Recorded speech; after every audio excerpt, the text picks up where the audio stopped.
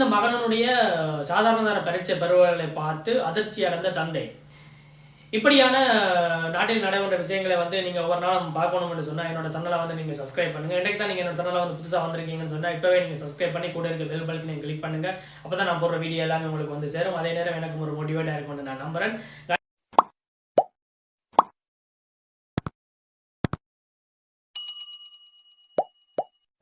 நிறுத்தப்பட்ட மானியங்கள் மீள வழங்குவதற்கு தீர்மானம் எடுக்கப்பட்டுள்ளதாக தேர்தல் ஆணையக்குழு தெரிவித்துள்ளது. ஜனாதிபதி தேர்தலின் போது தற்காலிகமாக இடைநிறுத்தப்பட்ட பெரும்போக பருவத்திற்கான உர மானியம், கடற்தொழிலாளர்களுக்கான எரிபொருள் மானியம், ஓய்வூதிய கொடுப்பன அதிகரிப்பு உள்ளிட்ட பல்வேறு நன்மைகளை மீள வழங்குவதற்கு தேர்தல் ஆணைக்குழு அனுமதி வழங்கியுள்ளது.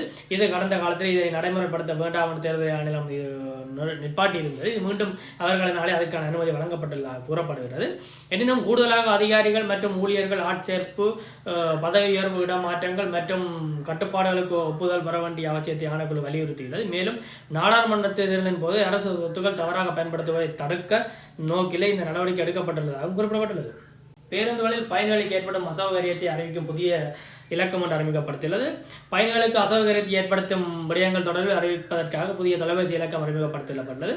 1950 என்ற இலக்கத்தை அழைத்து பயணிகளுக்கு அசௌகரியத்தை ஏற்படுத்தும் விடயங்கள் அறிவிக்குமாறு தேசிய போக்குவரத்து சபை அறிவித்துள்ளது. இதன்படி பேருந்துகளில் பயணிக்கும் போது உங்களுக்கு ஏற்படும் பயணச்சீட்டுகள் வழங்காமை அல்லது கூடுதலான பணம் பெறப்பட்டமை, மீதி பணம் வழங்காமை, இப்படியான சந்தர்ப்பங்களை நீங்கள் முறையிடுவதற்காக இலங்கை போக்குவரத்து சபையினாலே இந்த இலக்கத்தை அறிமுகம் செய்யப்பட்டுள்ளது. இந்த இலக்கமானது 1955 என்ற இலக்கத்தை விட்டு நீங்கள் அந்த முறைப்பாட்டினை தெரிவித்துக் கொள்ளலாம் என்று குறிப்பிட்ட 13ஆம் திருத்த சட்டத்தை முழுமையாக நடைமுறைப்படுத்தும் இந்தியா வலியுறுத்தியுள்ளது.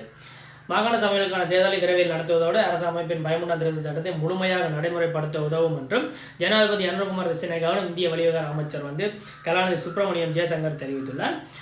நேற்று இலங்கை வந்த இந்திய வெளிவிவகார அமைச்சர் ஜெய்சங்கர் அவர்கள் அனுரகுமார் திசாநாயக்கை சந்தித்து பேசியுள்ளார். அந்த சந்திப்பின் போதே அவர் இவ்வாறு குறிப்பிடப்பட்டுள்ள இந்த நிலையில் இது தொடர்பில் இந்திய வெளிவிவகார அமைச்சர் விடுத்துள்ள செய்திக்குறிப்பில் இலங்கையின் ஐக்கியம், ஆழ்புல ஒருமைப்பாடு, ராமை ஆகியவற்றை பேணும் அதேவேளை தமிழர்கள் உட்பட அனைத்து சமூகத்தினரிடம் சமத்துவம், நீதி, கௌரவம், சமாதானம் ஆகியவற்றை அபிலாஷங்களுக்கும் இந்தியா ஆதரளிக்கும் என்றும் குறிப்பிடப்பட்டுள்ளது. மகனுடைய சாதாரண பரீட்சையை பார்த்து அதிர்ச்சியில் மாரடைப்பில் மரணமடைந்த தந்தை.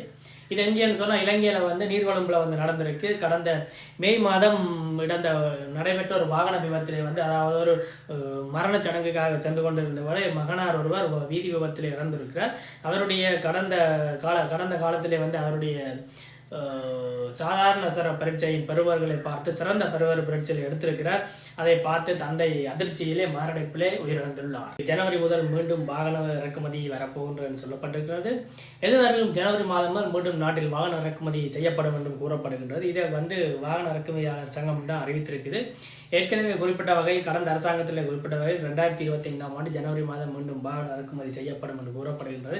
மேலும் அவர்கள் குறிப்பிட்ட சில விஷயங்களை ஏற்கனவே இங்கே உள்ள வாகனங்களை அதிக விலை கொடுத்து வாங்க வேண்டாம் என்று சொல்லுகின்றார்கள். என்னென்னு சொன்னால் 2025ஆம் ஆண்டு வாகன இறக்குமதி வந்தால் சில விலையில் மாற்றங்கள் ஏற்படக்கூடும் என்று சொல்லி அவர்கள் குறிப்பிட்டிருக்கிறார்கள். உண்மையிலே ஒரு சந்தோஷமான விஷயம் என்னென்னு சொன்னால் நாங்கள் ஏற்கனவே வாகன விஷயத்தில் நாங்கள் 6 வருஷம் கீழே தான் இருக்கிறோம்.